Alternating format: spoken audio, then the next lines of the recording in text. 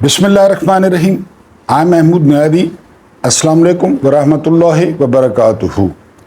आज की वीडियो में आपको एक ऐसे शख्स की कहानी सुनानी है जो सुबह अपनी साइकिल निकालता और सारा दिन क़याम पाकिस्तान के लिए और उसकी अहमियत से लोगों को आगाह करता रहता और फिर शाम को वापस आकर हॉस्टल में अपनी साइकिल खड़ी करता।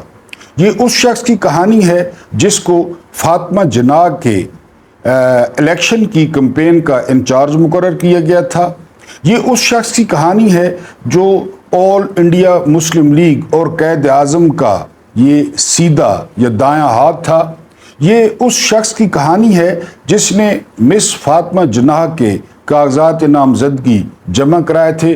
फिर स्टेट किस तरह जो है वो गद्दार बनाती है, ये स्टेट के पास वो कौन सी फैक्ट्री है जो गद्दार तैयार करती है, ये आपके सामने इस शख्स की कहानी रखनी है। इसके अलावा कुत खाने में आज हमारे पास काफ़ी सारी खबरें हैं।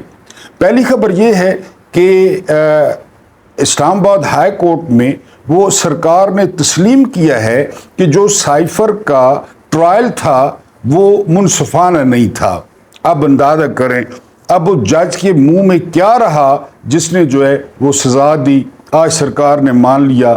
इसके अलावा राना सनाउल्लाह ने टीवी पे एक बयान जारी किया है कि अगर बात खुसरों तक पहुंच गई है तो फिर इससे बेहतर है कि वो सुलह कर लें।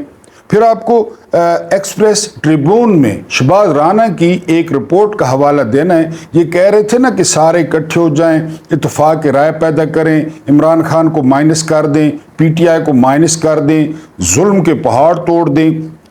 50 साल की तारीख में, यानी 50 साल आप गिन लें, 74-75 से बनेंगे। 50 साल की तारीख में इस वक्त मुल्क में सबसे कम सतह की जो है वो फॉरेन इन्वेस्टमेंट है और सारे का सारा मुल्क जो है वो डे बाय डे वो कर्जे पे चल रहा है। वो बड़ी डींगे मारी गई थी ना ताकतवरों की तरफ से कि पता नहीं FC IC के SC FC कोई बनी है, 100 अरब डॉलर आ जाएगा, 10 अरब डॉलर के जो है ना नान खाएंगे, 10 अरब डॉलर की पेप्सियाँ पिएंगे और 10 अरब डॉलर जो है ना वो उड़ाएंगे, 20 अरब डॉलर हेलीकॉप्टरों से अवाम पे फेंकेंगे। वो किधर गए 100 अरब डॉलर? तेलंगों को 100 रुपया कोई नहीं देता, ये कह रहे हैं कि 100 अरब डॉलर। वो बहरहाल आपके सामने सिचुएशन रखनी है। इसके अलावा फारूक सत्तार ने कहा है कि जी चुप करके अडयाला जेल चले जाएं और उसकी मिन्नत करें, उससे बात करें और उसको कौमी धारे में लाएं, वरना लोग हमको नहीं मान रहे, लोग आपको नहीं मान रहे और जो है वो जो आप मर्जी है जो आपने करना था वो कर लिया। ये ज़हन में रहे कि फारूक सत्तार जो है वो फॉर्म 47 वाले हैं। इसके अलावा यहाँ पे जो शैतानों की ब्रांचें थी, क्योंकि मेन शैतानों को कंकरियाँ तो हज पे मारी जाती हैं, तो यहाँ पे जो उनके नुमाइंदे थे शैतानों के, उन्होंने इमरान रियाज खान को हज करने से रोक दिया है फिलहाल कि वो हज नहीं कर सकते क्योंकि इमरान खान जाएगा और हमारे बाप दादा को कंकरियाँ मारेगा, हमारा बाप दादा नाराज होगा, लिहाजा हम फिलहाल उनको इजाज़त नहीं दे सकते। ये एक खबर है। इसके अलावा 20 अरब रुपए इनके पास नहीं थे इलेक्शन के लिए और इन्होंने 20 जो है वो अरब के लिए आइन तोड़ दिया, इलेक्शन नहीं करवाया। उमर अता बंदयाल पीटते रह गए, लेकिन आइन जो है वो इन्होंने सबूताज कर दिया और इन्होंने 60 दिन में इलेक्शन नहीं कराए। कभी अगर हुकूमत जेन्युइन आई तो ये ठीक ठाक आर्टिकल 6 का और हाई ट्रिजन का केस है जो इन्होंने पंजाब और KPK में इलेक्शन नहीं कराए थे। लेकिन अब वही हुकूमत वो 20 अरब रुपए जो है वो मांग रही है बजट में कि सोशल मीडिया पर एक सॉफ्टवेयर खरीदा जाए, कोई प्रोग्राम खरीदा जाए चाइना से कि डिटेक्ट किया जा सके सोशल मीडिया पे लोगों को, और जिस यूट्यूब चैनल को हमारा दिल करे उसको दिखाएं और जिसको हमारा दिल जो है ना वो न करे उसको न दिखाएं। अब आप अंदाजा करें कि सिर्फ यूट्यूब पे हम तो नहीं बैठे ना, ہم تو پہلے بھی مزدوری کر رہے ہیں، پھر بھی مزدوری کر لیں گے۔ یوٹیوب پہ، فیس بک پہ کتنے لوگوں کا کاروبار چل رہا ہے، آپ کبھی خود آپ دیکھ لیں کہ لوگوں نے، ظاہر ہے اچھی بات ہے، جدید ٹیکنالوجی کو اپنایا ہے، آن لائن اپنے کام شروع کیے ہیں، کسی نے کوکنگ شروع کی ہے، کسی نے سلائی کڑھائی شروع کی ہے، لیکن بغض عمران میں یہ کیا کریں گے؟ یقین کریں جب میں کربلا کے بارے میں جب بھی پڑھتا تھا نا، اور جب بھی ذاکرین اور علماء سے سنتا تھا تو مجھے بڑی حیرت ہوتی تھی۔ میں کہتا تھا کہ یار کوئی اتنا گر سکتا ہے، کوئی پانی کے لیے 6 ماہ کے بچے کو جو ہے وہ شہید کر سکتا ہے، کوئی پانی بند کر سکتا ہے، کوئی دریا بند کر سکتا ہے کہ جو بہ رہا ہے اور اس سے کچھ لوگ، اور وہ بھی دھرتی کے مقدس ترین لوگ، وہ پانی نہ پئیں۔ مجھے بڑی حیرت ہوتی تھی، لیکن اب ان کے کرتوت دیکھ کر میرا وہ سارا جو ہے نا ایمان مزید پختہ ہو گیا ہے کہ یزید لعین نے اس دور میں، یہ 21ویں صدی میں یہ کر رہے ہیں، تو اس نے اس دور میں کیا کیا ہوگا؟ جب اس کا مطلب ہے ابھی ذاکرین اور علماء کو بھی ان مظالم کا نہیں پتا، کیونکہ ظاہر ہے ذرائع تھے نہیں اور کمیونیکیشن تھے نہیں، پتہ نہیں انہوں نے جو ہے نا ہاشمیوں کے ساتھ اور کیا کچھ کیا۔ میں ظلم کی بات کر رہا ہوں، خدا نہ خواستہ۔ تو بات کرنے کا مطلب یہ ہے کہ ان کو اب یہ 20 ارب روپے مانگ رہے ہیں کہ ہم نے سوشل میڈیا کو کنٹرول کر رہے ہیں۔ پہلے کیا اکھاڑ لیا آپ لوگوں نے؟ آپ نے عمران خان کو باہر نہیں آنے دیا، آپ نے جلسے نہیں کرنے دیے، آپ نے ریلیز نہیں کرنے دی، پھر آپ نے 8 فروری کو دیکھ لیا۔ بیسک بات آپ کیوں نہیں مان لیتے کہ آپ سے لوگ نفرت کرتے ہیں؟ آپ سے لوگ نفرت کرتے ہیں، اور لوگ کیوں نفرت کرتے ہیں آپ سے؟ آپ سے اس لیے نفرت کرتے ہیں کہ آپ کے کرتوت ایسے ہیں، آپ کی شکلیں بھیانک ہیں۔ آپ آج عوام کے ساتھ کھڑے ہو جائیں، لوگ ججوں پہ کیوں باتیں کرتے ہیں، کیوں میمز بناتے ہیں؟ جج آج لوگوں کے ساتھ کھڑے ہو جائیں۔ اس وقت جن 6 ججوں نے خط لکھا تھا، ان کی عزت کہاں پہ کھڑی ہے؟ ان کا سر آسمان تک لگ رہا ہے، کیونکہ وہ لوگوں کے ساتھ کھڑے ہو گئے کہ ہم پہ دباؤ ہے، تو آپ لوگوں کے ساتھ کھڑے ہو جائیں۔ تو آپ کیوں نہیں لوگوں کے ساتھ کھڑے ہوتے؟ بہرحال آپ 20 ارب جاری کروائیں، آپ جتنے مرضی ہے ارب جاری کروائیں، یہ قوم آپ کی منجی ٹھوکتی رہے گی۔ آپ 2 نمبر ہیں، آپ فارم 47 کے ہیں، آپ کو لوگوں نے ووٹ نہیں دیا، لوگ آپ سے نفرت کرتا ہے، لوگ آپ کی شکلیں دیکھ دیکھ کے تنگ آ گیا ہے۔ جتنے ارب کا مرضی ہے آپ خریدیں، اس سے جو ہے وہ کوئی فرق وہ نہیں پڑے گا۔ اس کے بعد جی سرکار پھر فرار ہو گئی ہے۔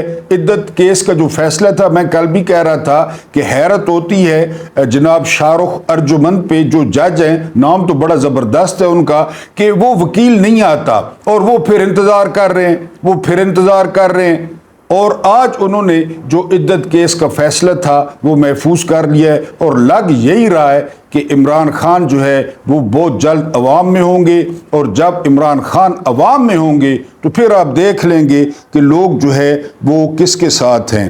اس کے علاوہ جو ہے وہ آپ کو یہ بتانا تھا، یہ میں نے کہا نا کہ آج خبریں چونکہ زیادہ ہیں، کہ جو گیم ہے نا، گیم یا یہ ساری وہ طاقتور جو لوگ ہیں یا طاقتور حلقے ہیں، طاقتور تو اللہ کی ذات ہے، یہ اپنے آپ کو طاقتور حلقے کہتے ہیں، ان کے ہاتھ سے نکل گئی ہے۔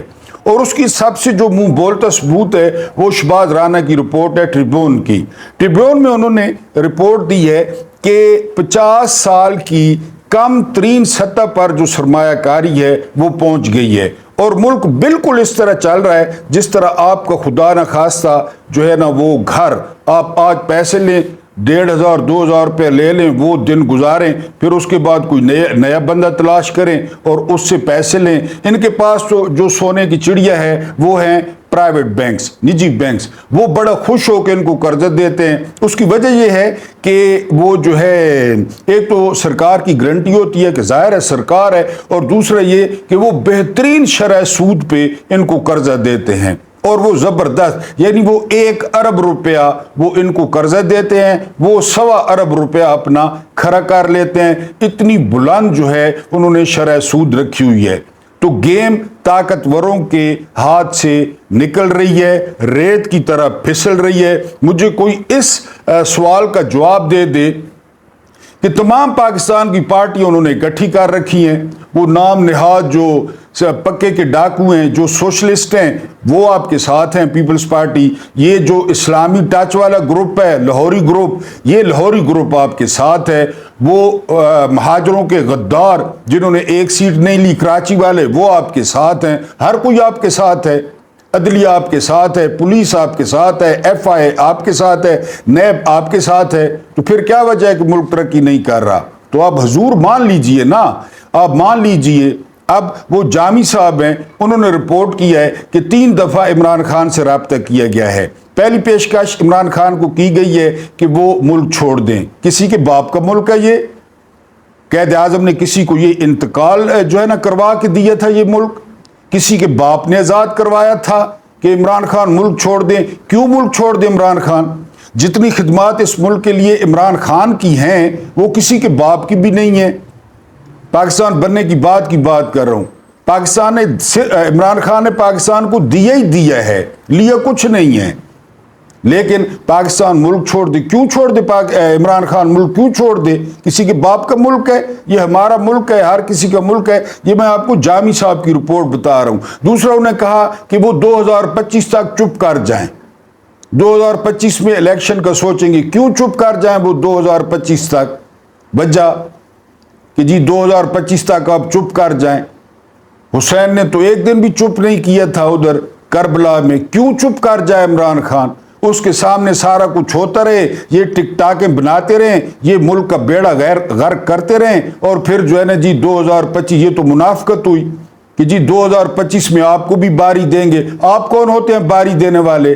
اگر آپ کو زیادہ جو ہے نا اپنے اوپر وہ ہے، آپ زیادہ ترم خان ہیں، تو آپ پھر الیکشن کرا لیں. ملکوں کی تاریخ میں ہوتے ہیں الیکشن، کوئی مسئلہ نہیں ہے. 5 سال میں 3 دفعہ 4 دفعہ الیکشن ہوتے ہیں. آپ دوبارہ الیکشن کال کر لیں اور آپ پھر قوم سے فریش مینڈیٹ لے لیں، آپ کو پتہ چل جائے گا. کیوں عمران خان 2025 تک جو ہے نا وہ چپ کرے؟ تیسری جو آفر تھی، وہ تیسری آفر جو ہے وہ یہ ہے کہ وہ ان کو جو ہے نا ان کے ساتھ مل جائیں، یعنی وہ ان کے ساتھ مل کر جو ہے وہ حکومت کریں. کے پی کے ان کے پاس ہے، تو کے پی کے آپ نے دی ہے. آپ لوگ کر لیتے نا دھاندلی کے پی کے میں، آپ کو پتہ چلتا ہے 100 میں کتنے 20 ہیں. یہ پنجابی ہڈ حراموں اور ان کو بیوروکریٹس کو تو آپ نے مینج کر لیا، ڈرا کے، دھمکا کے، پوسٹیں دے کے. یہ ویسے ہی حرام خور ہیں. انہوں نے کب عوام کے لیے کام کیا ہے؟ یہ جو پنجاب کی بیوروکریسی ہے، یہ تو گوروں کے کتے دھونے والے تھے. یہ جو ہے نا گوروں کے گھوڑے صاف کرنے والے تھے بابو. اور یہ ادھر سے ہی پہلی دفعہ پڑھ کے آئے تھے سارے کے سارے جب پاکستان بنا تھا. 22,000 کی ڈیول نیشنلٹی ہے. اب یہاں پاکستان کی سرکاری ملازم کی ڈیول نیشنلٹی کی تک بنتی ہے. اتنی تنخواہ ہوتی ہے کہ بچے باہر پڑھیں، اتنے وسائل ہوتے ہیں کہ بچوں کو باہر اسکالرشپ ملے. لیکن پتہ ہے، ہر کسی کو پتہ ہے یہاں 2 نمبری چل رہی ہے. یہ مل کے کھیلتے ہیں، یعنی ہر کسی کو پتہ ہے. اب تو ایک ایک چیز واضح ہو گئی ہے نا. اب تو ایک ایک چیز، جو پردے پڑے ہوئے تھے نا لوگوں کے عقلوں پہ، لوگوں کی آنکھوں پہ، وہ سارے پردے صاف ہو گئے ہیں. ایک ادارہ بڑا زبردست ہے، باقی سارے ادارے غلط ہیں. میں نام نہیں لے رہا. اب لوگوں کی جو ہے وہ رائے یہ ہے کہ وہی ادارہ وہ سب سے زیادہ خراب ہے. نہ صرف خراب ہے بلکہ باقیوں کو بھی ٹھیک کام نہیں کرنے دیتا. وہ پولیس کو کہتا ہے کہ لوگوں کے دروازے توڑو، وہ پولیس کو کہتا ہے کہ جی لوگوں کی دیواریں پھلانگو، وہ پولیس کو کہتا ہے کہ لوگوں کی ماؤں کے جو ہے نا وہ گریبانوں پہ ہاتھ ڈالو، وہ پولیس کو کہتا ہے اور عدلیہ کو کہتا ہے کہ جاسمین راشد کو باہر نہ آنے دو.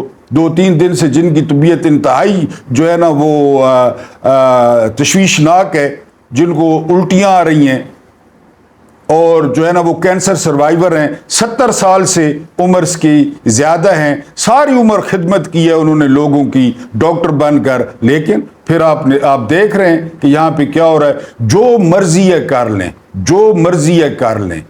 خان کے پاس جا کر خان سے معذرت کرنی پڑے گی اور وہ معذرت قبول بھی کر لے گا. وہ اتنا بڑا آدمی ہے، اتنا بڑا ظرف ہے اس کا. وہ آپ جو ہے جو مرضی ہے کر لیں. جتنے، یعنی میں نے آپ کو بتایا کہ حسین شہید سہروردی، ان کا ذکر بھی آئے گا کہانی میں، وہ ملک سے باہر تھے. تو جب واپس آئے تو صحافیوں نے سوال کیا کہ سر آپ کے خلاف وہ اپوزیشن کا جو ہے وہ اتحاد بن گیا. تو حسین شہید سہروردی نے پارٹیوں کا نام پوچھا، صحافیوں نے اس وقت کی پارٹیوں کا نام بتایا، فلاں فلاں فلاں فلاں، تو حسین شہید سہروردی نے جواب دیا کہ 0 جمع 0 جمع 0 جمع 0 جمع 0 کتنے کے برابر ہوتا ہے؟ تو صحافیوں نے کہا کہ 0 کے۔ تو حسین شہید سہروردی مسکراتے ہوئے چلے گئے۔ جو جہان کا تلنگا تھا، جو جہان کا لوگوں کا ٹھکرایا ہوا تھا، دھتکارا ہوا تھا، ووٹ نہیں دیے، ان کو آپ نے اکٹھا کر بٹھایا۔ تو اب چلائیں نا، اب چلائیں، بڑا زوم تھا آپ کو نا، چلائیں آپ۔ ملک کی جو حالت ہے وہ آپ کے سامنے ہے۔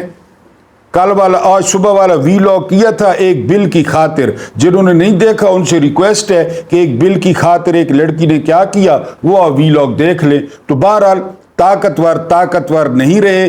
اصل دکھ یہی ہے کہ 47 سے لے کر آج تک، 1947 سے فارم 47 تک ایک شخص طاقتور ہو گیا ہے، لوگ اس کی طرف زیادہ دیکھتے ہیں۔ اور علیمہ خان نے کل کہا ہے کہ اب شرٹ کا رنگ پہلے بتا دیا جائے گا، کوشش کروں گی بھائی کی شرٹ دے کر، کیونکہ پہلے بلو شرٹ کا سٹاک ختم ہو گیا تھا، اب میں شرٹ پہلے بتا دوں گی تاکہ لوگ اپنی حسرت اور شوق پورا کر لیں۔ اب اندازہ کریں، ایسا بندہ دیکھا تھا پاکستان کی تاریخ میں؟ تو آپ کی مرضی ہے۔ دوسری جنگ عظیم میں جو ہے وہ فوجیوں نے ایک دروازے کو ناک کیا، وہ گھر تھا مراسیوں کا، تو اندر سے ایک بزرگ جو مراسی تھی، وہ خاتون، وہ باہر آئیں تو انہوں نے کہا کہ جی کیا بات ہے؟ تو انہوں نے کہا کہ آپ کا بیٹا چاہیے انہوں نے کہا میرے بیٹے کا کیا کرنا ہے؟ تو انہوں نے کہا جی کہ ہم نے اس کو فوج میں بھرتی کرنا ہے، جنگ ہو رہی ہے اور شہنشاہ کا حکم ہے کہ تمام جوانوں کو فوج میں بھرتی کیا جائے۔ تو بزرگ نے اپنے مخصوص انداز میں جواب دیا کہ بیٹا تو میرا لے جائیں، لیکن اگر گل مراسیاں تے آ گئی ہے نا، پھر اپنے بادشاہ کو آکھو کہ وہ صلح کر لوے۔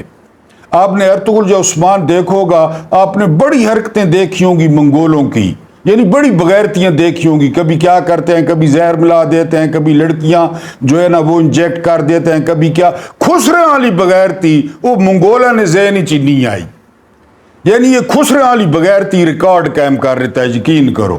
یہ بغیرتی منگولے نہیں سوچی کہ کسی جگہ تو 5-6 خسرے وہ جڑا ہے جی ہائر کراں، انہوں تے سرخی پاؤڈر لواں، وہ چادریں کریں، نیچے جوگرز پہنیں اور ان کو جو ہے ہم جو ہے وہ لے جائیں عثمان کے مقابلے میں، یا وہ ہم لے جائیں ارطغرل کے مقابلے میں۔ بڑیاں چالاں تکیاں منگولانیاں، بڑیاں بغیرتیاں تکیاں، لیکن پاکستانی جڑا ہے نا جی ادارے اسے جو نمبر گھن گئے، انہوں بڑا سوچا ہے دنیا کتھے پہنچ گئی، 21ویں صدی نہ نصف آ گیا، یہ خسرے ہائر کرنے پائن تے اپنے لوگوں کو مروینے پائن تے بزرگوں کو مروینے پائن۔ یعنی اس ملک میں یہ کہتے ہیں کہ انویسٹمنٹ لائیں۔ کل پتہ کیا ہوا؟ کل یہ ہوا کہ اقوام متحدہ کا وفد وہ رؤوف حسن سے ملنے آیا ہوا تھا، ٹھیک ہے جی، وہ خیریت دریافت کر رہے تھے اقوام متحدہ کا وفد۔ اسی وقت 100 پولیس والے انہوں نے چھاپا مار دیا، اقوام متحدہ کا وفد اندر بیٹھا تھا، وہ حماد اظہر کو تلاش کرتے پھر رہے تھے، کتنے حماد اظہر، کدھر ہے، ادھر تلاش لی، اقوام متحدہ کا وفد دیکھ رہا ہے، اتنے انویسٹمنٹ آسی، وہ اپنی آنکھوں سے دیکھ رہا ہے کہ پولیس آ گئی ہے 100 مشٹنڈے، اور وہ جو ہے نا ویسے بھی اسلام آباد پولیس کی تنخواہیں ڈبل کر دی گئی ہیں، تو وہ تلاشیاں لے رہے تھے۔ اقوام متحدہ کا وفد بیٹھا ہے، یہ کہتے ہیں ادھر انویسٹمنٹ نہیں آتی، تو کس طرح یہاں پہ انویسٹمنٹ آئے؟ لوگوں نے اپنے پیسے ضائع کرنے ہیں، لوگوں نے اپنے آپ کو اغوا کرنا ہے، لوگوں نے اپنی کاریں چوری کرانی ہے، جی لوگوں نے کمیشن دینے ہیں، لوگوں نے ان کے پیٹ پالنے ہیں۔ کیوں لوگ سرمایہ کاری کریں؟ ہم تو پہلے کہہ چکے ہیں کہ ہماری دعا یہ ہے کہ IMF بھی 1 ٹکا تم لوگوں کو نہ دے، ایشیائی ترقیاتی بینک بھی نہ دے، ورلڈ بینک بھی نہ دے، تم بھی بھوک سے مرو، تم لوگوں کی بھی بجلی جائے، تم لوگوں کے بھی بچے بیمار ہوں اور ان کو دوائی کے لیے تمہارے پاس پیسے نہ ہو۔ لیکن افسوس IMF ہماری بات نہیں مانتا، کیونکہ IMF ہتھیار ہے، IMF بینک نہیں ہے۔ اس نے پاکستان کو انگوٹھے کے نیچے رکھنا ہے، اس نے پاکستان کو ڈی ہیوملیٹ کرنا ہے، بےزتی کرنی ہے، اس لیے وہ پیسے دیتا ہے، پیسے وہ دیتا ہے، عیاشیاں یہ کرتے ہیں، عیاشیاں یہ کرتے ہیں، اس کو اتارتے عوام ہیں۔ ہماری تو دعا ہے کہ ان کو 1 روپیہ نہ سعودیہ دے، نہ متحدہ عرب امارات دے، نہ کوئی بینک دے۔ میں نے ایک دفعہ کہا تھا کہ ظالموں، اگر خوشحالی برابر نہیں بانٹ سکتے نا تو کم از کم غربت برابر بانٹ دو، کہ ہم گرمی پہ بیٹھے ہوں، لوڈ شیڈنگ میں بیٹھے ہوں، تو ہمیں یقین ہو کہ ہمارا حکمران بھی لوڈ شیڈنگ میں بیٹھا ہوگا، گرمی میں بیٹھا ہوگا۔ بہرحال رانا ثناء اللہ نے بڑا صائب مشورہ دیا ہے تو جو ہے مکروہ اور غلیظ کردار کا یہ شخص، اس نے کہا ہے حامد میر کے پروگرام میں کہ اگر بات خسروں تک آ پہنچی ہے، اگر بات خسروں تک پہنچ گئی ہے اور پارٹی کو ہراساں خسروں سے کروانا ہے تو بہترین حال یہ ہے کہ اس کے ساتھ صلح کر لیں، سفید جو جھنڈا ہے وہ لہرا دیں اور سیز فائر کر لیں کہ ٹھیک ہے جی، بس آپ اپنا مینڈیٹ لیں، آپ پاکستان چلائیں، پاکستان جانیں اور آپ جانیں۔ لوگوں کو بڑا شوق تھا آپ کو ووٹ دینے کا، یہ فارم 45 کے مطابق یہ حکومت لیں، وزیر اعظم بنیں، جس کو مرضی بنائیں اور ملک چلائیں۔ ساری توبہ اساں اپنا کام کرن وینے پیا۔ یقین کرو کہ یہ بہترین حل ہے۔ ان کی جان بھی چھوٹ جائے گی، گالیاں پڑیں گی تو عمران کو، تعریف ہوگی تو عمران کی۔ یہ ہماری بھی جان چھوڑیں، اپنی بھی جان چھڑائیں، ہر کام میں لچ نتلیں اور بقول رانا ثناء اللہ کہ اگر گل خسرن تے آ گئی ہے تو بس معافی مانگے نو، اس تو علاوہ کوئی چارہ کار کو نہیں۔ اور ابھی جب میں یہ ویلاگ کر رہا ہوں تو سائفر کیس کی جو سماعت ہے وہ ہو رہی ہے، اور اس میں جس طرح میں نے کہا کہ حکومت مان گئی ہے کہ ٹرائل جو ہے وہ فیئر نہیں تھا۔ اب اندازہ کریں، اب وہ جج جس نے فیصلہ دیا وہ قدرت اللہ تھا یا بشیر تھا یا جو ہیں ردی کی ٹوکری، یہ کوڑا کرکٹ ہیں، ان کا نام لینا بھی فضول ہے۔ یعنی وہ جو ہے نا، ان کے نام لینے سے زبان کا ذائقہ ہی گند ہوتا ہے۔ ان کٹ پتلیوں کا، ان ٹوٹوں کا، ان ٹٹوؤں کا خدا نے ان کے ہاتھ میں انصاف دیا، اور انہوں نے کیا کیا؟ حکومت خود مان رہی ہے کہ جی فیئر ٹرائل نہیں دیا گیا۔ رات کو 12 بجے تک اور 11 بجے تک اس طرح لگے رہے جس طرح سواب کا کام ہے کہ نفل پڑھ رہے ہیں عمران خان کے خلاف۔ اور طاقتور بھی سوچیں، ایک روز ملی رستے میں طاقت کی راجکماری، بولی کے چرن چھو میرے اور جیت لے دنیا ساری۔ میرے دل نے کہا سن پگلے یہ عہد وفا 2 دن کا، طاقت کی حقیقت کیا ہے، طاقت کا نشہ 2 دن کا۔ پھر ولید کا منہ سیاہ ہو جاتا ہے، عمر بن عبدالعزیز والا ویلاگ سن لینا ہے۔ ولید کا منہ سیاہ ہو جاتا ہے، عبد الملک کا منہ سیاہ ہو جاتا ہے، سلمان کا منہ سیاہ ہو جاتا ہے، اور منہ کعبے سے پھر جاتے ہیں۔ یہ یاد رکھیں۔ آج آپ کو ایک انتہائی دل خراش کہانی سنانی ہے کہ کس طرح یہاں لوگوں کو غدار بنایا جاتا ہے، کس طرح یہاں پہ فیکٹریاں لگی ہوئی ہیں غدار بنانے کی۔ فیصلہ آپ نے کرنا ہے۔ قیام پاکستان کی تحریک میں دن رات ایک کر دینے والے شیخ مجیب الرحمان نے ہماری سیاسی قیادت کی غلطیوں کا فائدہ اٹھاتے ہوئے اپنا الگ بنگلہ دیش بنا لیا۔ بنگلہ دیش کے کرنسی نوٹوں پر آپ شیخ مجیب الرحمان کی تصویر دیکھ سکتے ہیں، گوگل پہ دیکھ لیں۔ آج بنگلہ دیش کی جو کرنسی ہے وہ پاکستان کی کرنسی سے بہت مضبوط ہے۔ اور گھنو مزے، ان کا 1 ٹکا، میں جو اپنے آپ کو 2 ٹکے کا جو ہے نا کہتا ہوں، تو آج مجھے پتہ چلے کہ ٹکا تو مضبوط ہے۔ آئندہ میں اپنے آپ کو 2 ٹکے کا نہیں کہوں گا بلکہ 2 روپے کا کہوں گا۔ اس کی وجہ کیا ہے؟ ان کا 1 ٹکا کرنسی کا نام ہے، پاکستانی 3.25 روپے کا ہے، یعنی پاکستانی 3.25 روپے۔ یہ ICFC ادارے 3.25 روپے ان کا 1 ٹکا، لہذا آج سے میں 2 روپے کا ہوں۔ وہ پہلے والا بیان میں واپس لیتا ہوں، 2 ٹکے والا وہ بہت زیادہ ہے بھائی۔ اچھا جی، شیخ مجیب الرحمان اپنے زمانہ طالب علمی میں قائد اعظم کی آل انڈیا مسلم لیگ کا دست و بازو تھے، اندازہ کریں۔ لیکن ان کے سیاسی آئیڈیل مسٹر حسین شہید سہروردی تھے۔ حسین شہید سہروردی خود بڑے آدمی تھے۔ یہاں دلچسپ بات یہ ہے کہ اپنے سیاسی کیریئر کے ابتدائی دنوں میں شیخ مجیب الرحمان اپنے باس یعنی حسین شہید سہروردی کی جیب سے چپکے سے پیسے نکال لیا کرتے اور ان پیسوں سے دعوتیں اڑاتے۔ یہ ان کا پیار تھا۔ شیخ مجیب الرحمان 1955 میں پہلی دفعہ پاکستان کی قومی اسمبلی کے رکن بنے 1955 میں. ان کے اس وقت کے جو ساتھی تھے یہ ذرا سننے ہیں: حسین شہید سہروردی، نواب آف کالاباغ، میاں ممتاز دولتانہ، بلخ شیر مزاری، سکندر مرزا، نواب اکبر خان بگٹی، فیروز خان نون اور یوسف رضا گیلانی کے والد سید علمدار حسین گیلانی سمیت کئی بڑے نام شامل تھے. یہ اس وقت ان کے ساتھی تھے جب وہ قومی اسمبلی کے رکن بنے. 1963 میں حسین شہید سہروردی کی پر اسرار موت کے بعد یہاں پر اسرار موتیں بھی بہت ہوتی ہیں نا، آپ کو پتہ ہے، شیخ مجیب الرحمان عوامی لیگ کے سربراہ بنا دیے گئے. حسین شہید سہروردی کے بعد مجیب الرحمان چونکہ خود کو سیکولر سیاستدان کہتے تھے، یہی وجہ تھی کہ انہوں نے اپنی سیاسی جماعت عوامی مسلم لیگ، پہلے اس کا نام تھا عوامی مسلم لیگ جو کہ اب شیخ رشید کی ہے، عوامی مسلم لیگ کا نام صرف عوامی لیگ رکھ لیا تھا، سیکولر نظریات کے حامی تھے. چند روز بعد اسمبلی سیشن میں تقریر کرتے ہوئے شیخ مجیب الرحمان نے مطالبہ بھی کیا کہ اب پاکستان کا نام بھی اسلامی جمہوریہ پاکستان کی بجائے جمہوریہ پاکستان رکھا جائے. ابھی اسلامی جمہوریہ ہے تو یہ کچھ ہو رہا ہے، اگر خالی جمہوریہ ہو جاتا تو پھر آپ مجھ سے بہتر جانتے ہیں. 1965 میں ہونے والے صدارتی الیکشن کے لیے فاطمہ جناح کے کاغذات نامزدگی شیخ مجیب الرحمان نے جمع کرائے. یہ وہ گناہ تھا سب سے بڑا. شیخ مجیب الرحمان فاطمہ جناح کی الیکشن کمپین کے انچارج تھے. اگر آپ اس دور کی تصاویر دیکھیں تو ہر جلسے میں آپ کو مجیب الرحمان واضح نظر آئیں گے. شیخ مجیب الرحمان نے فاطمہ جناح کو مشرقی پاکستان میں خوش آمدید کہا اور ان کے بڑے بڑے انتخابی جلسے، جلوس اور ریلیاں کروائیں. یہی وجہ تھی، اب دیکھ لیں، یہی وجہ تھی کہ فاطمہ جناح نے مشرقی پاکستان میں ریکارڈ ووٹ حاصل کیے، ریکارڈ ووٹ. یہ اب وجہ سنیں.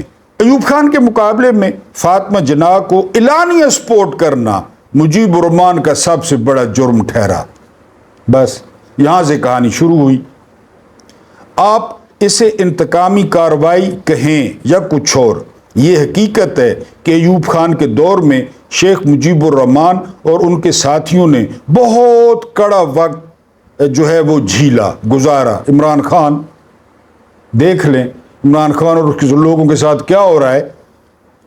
پھر آہستہ آہستہ مجیب اینڈ کمپنی وہ وفاق پاکستان سے بیزار ہوتے گئے. ظاہر ہے اس کا یہی نتیجہ نکلنا تھا، پہلے ہی اتنا فاصلہ تھا. ایک موقع پر شیخ مجیب الرحمان نے اپنے کارکنان کو یہ احکامات تک دے دیے کہ اردو بولنے والوں اور مغربی پاکستان کی حمایت کرنے والوں کو غدار قرار دیا جائے اور ان کو چن چن کر نشان عبرت بنا دیا جائے. اب مزہ آیا نا ایوب خان کو. قصور کیا تھا؟ فاطمہ جناح کی حمایت کرنا. فاطمہ جناح کون؟ قائد اعظم محمد علی جناح کی بہن. بس وقتی فائدہ کہ میں الیکشن جیت جاؤں. اگر فاطمہ جناح الیکشن جیت جاتی تو کیا ہوتا؟ قائد اعظم کی بہن تھی، ڈاکٹر تھی، لیکن نہیں. میں آج نہیں دیکھ رہے، میں مجیب الرحمان، شیخ مجیب الرحمان صدر ایوب کے دور میں ڈھاکہ کے علاوہ اب سنیں ساہیوال، فیصل آباد اور میاں والی کی سینٹرل جیل میں قید کاٹتے رہے. وہ ایک عرصے تک لائل پور ٹیکسٹائل ملز کے ایک چھوٹے سے کوارٹر اور بعد میں اسی ٹیکسٹائل ملز کے تہہ خانے میں قید رہے. اور یہ ذہن میں رہے ان تمام چیزوں میں ون اینڈ اونلی زیڈ اے بھٹو، زلفی صاحب وہ برابر کے شریک تھے. وہ بھی یہی کر رہے تھے کیونکہ وہ مقبول تھے کہ جی کسی طرح سے اس کا جو ہے نا وہ کنڈا نکلے. جب شیخ مجیب الرحمان کو میاں والی، یہ سنیں، جب شیخ مجیب الرحمان کو میاں والی جیل منتقل کیا گیا تو یہ خطرہ موجود تھا کہ کہیں ان کو جیل سے بھگا نہ دیا جائے. اب میاں والی میں ان کو کون بھگاتا، کون جانتا تھا ان کو؟ تو پھر کیا کیا انہوں نے؟ تو پھر ایک روز میاں والی میں عورتوں کی بیرکس خالی کروائی گئی اور عورتوں کی بیرکس میں شیخ مجیب الرحمان کو قید کر دیا گیا. یہ ہوتی ہے عزت نفس مجروح کرنا اور عزت نفس کو ذبح کرنا. مجیب الرحمان نے افواج پاکستان کے سربراہ टिक्का खान जो भुट्टो के बहुत करीब थे, उनको बंगाल का कसाई जो है करार दिया था और कहते थे, ये वो जनरल टिक्का खान थे जिन्होंने मशरकी पाकिस्तान में ऑर्डर दिया था कि we want Bengal not Bengalis, kill them bastards. ये टिक्का खान ने कहा था कि बंगालियों से हमें कोई फर्क नहीं है, हमें सिर्फ बंगाल चाहिए, जमीन चाहिए।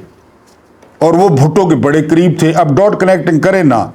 शेख मुजीबुर रहमान ने बीबीसी के नुमाइंदों को इंटरव्यू देते हुए कहा था, मेरी सबसे बड़ी ताकत अपने लोगों से मोहब्बत करना है और मेरी सबसे बड़ी कमजोरी यह है कि मैं उनसे बहुत ज्यादा मोहब्बत करता हूं।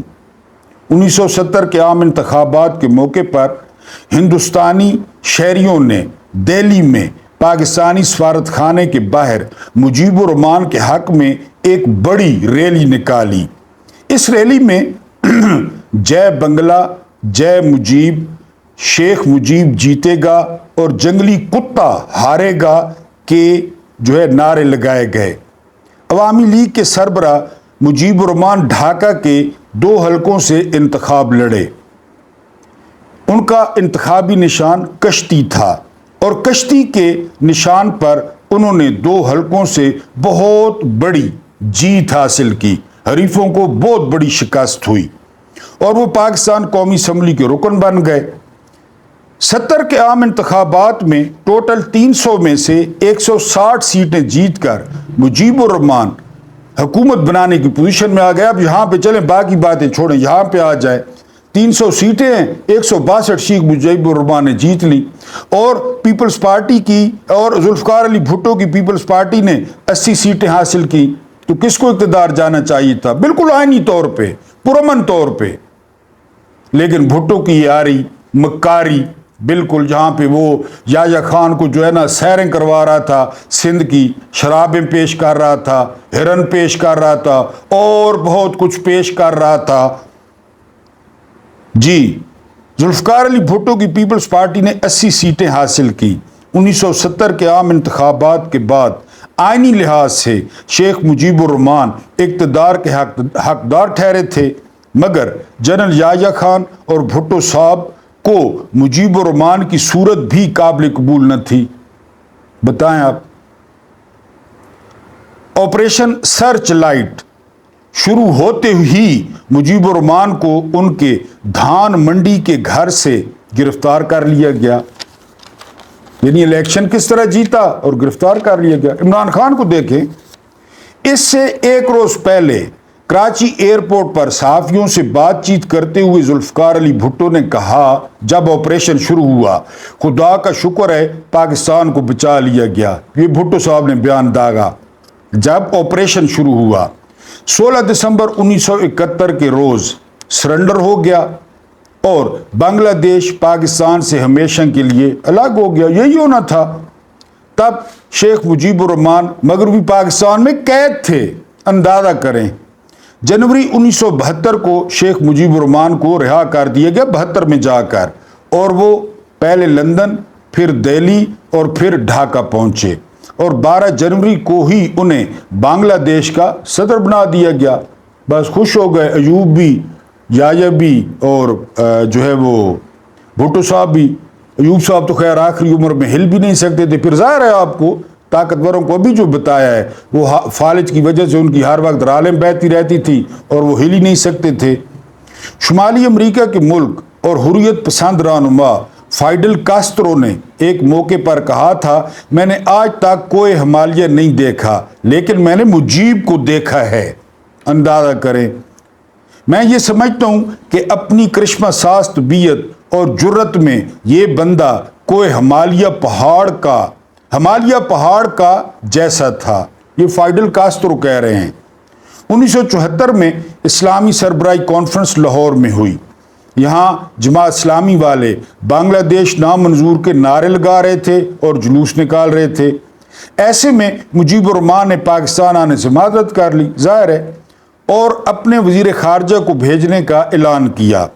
जुल्फकार अली भुट्टो ने ख्वाहिश की और खुसूसी दरख्वास्त की, किससे? मिस्र के सदर अनवर सादात से और यासिर अरफात से, कि वो हर हाल में जाएं और मुजीबुर रहमान को मना कर लाएं। صدر انور سادات اور یاسر عرفات خصوصی طیارے کے ذریعے ڈھاکہ پہنچے۔ وہاں پر منت کر کے وہ شیخ مجیب الرحمان کو خصوصی طیارے میں لاہور لے آئے۔ پاکستان دشمن کہلائے جانے والے مجیب الرحمان اسلامی سربراہی کانفرنس میں شرکت کے لیے لاہور آئے تو دنیا نے اسی غدار کو بھٹو صاحب کے ہاتھوں میں ہاتھ ڈالے خوش گپیوں اور ہنستے مسکراتے دیکھا۔ بھٹو کا کام ہو گیا تھا، بھٹو یہی چاہتا تھا اگر عوامی لیگ ہوتی ہے 162 سیٹوں کے ساتھ تو بھٹو کہاں وزیر اعظم بنتا۔ تو بھٹو کا کام ہو گیا، اب ظاہر ہے خوش گپیاں بھی اور ہنسی مذاق بھی۔ مجیب الرحمان کو ایئرپورٹ پر ریسیو کرنے والے وہی جنرل ٹکا خان تھے، یعنی یہ پھر ونیلا آئس کریم کی طرح اپنا تھوکا چاٹتے ہیں۔ اب ایئرپورٹ پہ پہنچا ہوا ہے دم ہلاتے ہوئے ٹکا خان، جسے کبھی مجیب الرحمان بنگلہ دیش کا کسائی کہتے تھے، یعنی اسی کو کسائی کہا جاتا تھا بنگلہ دیش کا۔ بنگلہ باندھو یا بنگلہ بندھو کہلائے جانے والے شیخ مجیب الرحمان نے لاہور سمٹ میں پنجاب اسمبلی میں انتہائی جذباتی تقریر بھی کی تھی۔ مجیب الرحمان کا انجام بڑا دردناک تھا۔ بھٹو صاحب کا، مجیب الرحمان کا، ایوب خان کا، تینوں کا پڑھ لیں، آپ کو جو ہے نا وہ دعوت ہے۔ 15 اگست 1975 کے روز جب انڈیا اپنا قومی دن منا رہا تھا، یعنی انڈیا کا ظاہر ہے انڈیپینڈنس ڈے تھا 15 اگست کو، وہاں بڑی جشن منائے جا رہے تھے، تو اسی روز بنگلہ دیشی فوج کی بغاوت مجیب الرحمان کو ٹھکانے لگانے کا ارادہ کر چکی تھی۔ پروگرام پہلے بن چکا تھا کہ 15 اگست اور جو ہے نا 1975 ان کے گھر کو چاروں طرف سے گھیر لیا گیا اور ذاتی محافظوں کو ایک ایک کر کے قتل کر دیا گیا۔ ایسے میں شیخ مجیب الرحمان گھر کی اوپر والی منزل سے نیچے آئے اور فوجی سے مخاطب ہوئے، تم یہاں کس لیے آئے ہو؟ فوجی افسر نے جواب دیا، ہم آپ کا بندوبست کرنے آئے ہیں۔ مجیب الرحمان نے زوردار کہکہ لگاتے ہوئے کہا، مجھے پاکستانی فوج نہ مار سکی تو تم کس کھیت کی مولی ہو؟ تمہاری کیا اوقات ہے کہ تم مجھے مارو؟ ابھی شیخ مجیب الرحمان کا مکالمہ جاری تھا، یہی الفاظ زبان پہ تھے کہ پورا علاقہ گولیوں کی تڑتڑاہٹ سے گونج اٹھا۔ یہی وہ آخری الفاظ تھے جو ان کی زبان سے نکلے۔ فوجی بغاوت میں مجیب الرحمان خود، ان کی اہلیہ اور تینوں بیٹوں سمیت خاندان کے 18 افراد کو گولیوں سے بھون دیا گیا۔ بیٹوں سمیت صرف ان کی 2 بیٹیاں شیخ حسینہ اور شیخ ریحانہ، شیخ حسینہ واجد جو آج کل وزیر اعظم ہیں، اور شیخ ریحانہ زندہ بچی جو اس وقت بیرون ملک تھیں۔ یاد رہے کہ قتل ہونے والوں میں مجیب الرحمان کا سب سے چھوٹا بیٹا بھی شامل تھا جس کی عمر صرف 10 سال تھی۔ کتابوں میں ہے کہ مجیب الرحمان اور ان کے خاندان کی لاشیں 3 دن تک اسی مکان میں پڑی رہیں اور ان کو کوئی ہاتھ لگانے والا نہیں تھا۔ 3 دن بعد فوجی کمانڈروں سے خصوصی اجازت لی گئی اور پھر جا کر تجہیز و تکفین کی گئی، یعنی کمانڈروں سے اجازت لی گئی اور پھر شیخ مجیب الرحمان کی نجی زندگی پر نظر دوڑائیں تو مجیب الرحمان کا آبائی علاقہ ڈھاکہ سے 140 میل دور تنگی پارا کا گاؤں تھا۔ ڈھاکہ سے 140 میل دور چھوٹا سا گاؤں۔ ان کے والد شیخ لطف الرحمان پیشے کے اعتبار سے کلرک تھے اور انہوں نے تمام عمر سفید پوشی میں گزار دی۔ شیخ مجیب الرحمان کی عمر ابھی 13 سال تھی کہ ان کی اپنی کزن فضیلت النساء سے بات پکی کر دی گئی۔ وہ رواج ہوتا تھا، ابھی بھی خیر ہے ہمارے پنجاب میں اور ادھر، تو اس وقت تو پھر آپ کو پتہ ہے فضیلت النساء مجیب الرحمان کے چچا کی بیٹی تھی۔ اس وقت ان کی عمر 3 سال تھی۔ جب بات پکی کی گئی تو فضیلت النساء کی عمر 3 سال تھی۔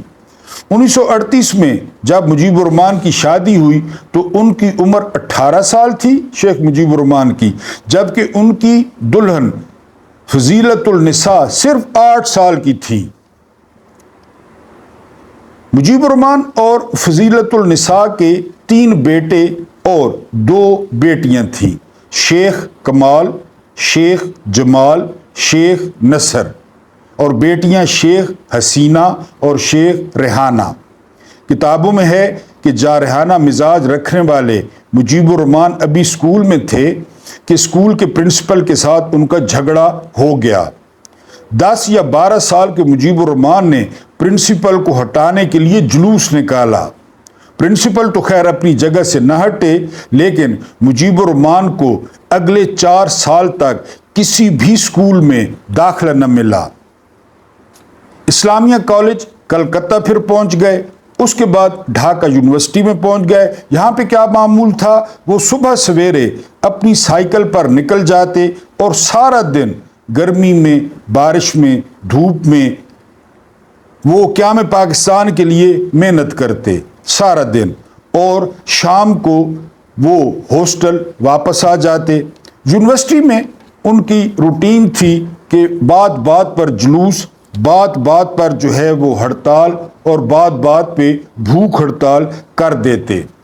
پھر ایک روز ایسا ہوا کہ یونیورسٹی ان کی آئے روز کی امنگوں سے یا آئے روز ان کے مطالبوں سے تنگ آ گئی، اور یونیورسٹی نے شیخ مجیب الرحمان کو یونیورسٹی سے نکال دیا۔ اور اس کے بعد میں نے آپ کو ساری کہانی سنا دی۔ اگر کسی کو غدار بننا ہے، کسی کو غدار بنوانا ہے، تو ون اینڈ اونلی بالکل منی بیک گارنٹی ہے، پاکستان پہنچ جائیں، آپ کو غدار بنا دیا جائے گا، آپ کو غدار کے سانچے میں ڈال دیا جائے گا۔ اور یہ بھی میں نے کریکشن کر دی کہ میں اب 2 ٹکے کا نہیں، 2 جو ٹکے ہیں وہ مضبوط ہے، 2 روپے کا فقیر ہوں۔ اللہ پاک آپ لوگوں کو آسانیاں عطا فرمائے، آسانیاں بانٹنے کی توفیق عطا فرمائے۔ اللہ پاک آپ لوگوں کی روزیوں اور دسترخوانوں کو وسیع کر دے۔ مجھے برداشت کرنے کا بہت بہت شکریہ۔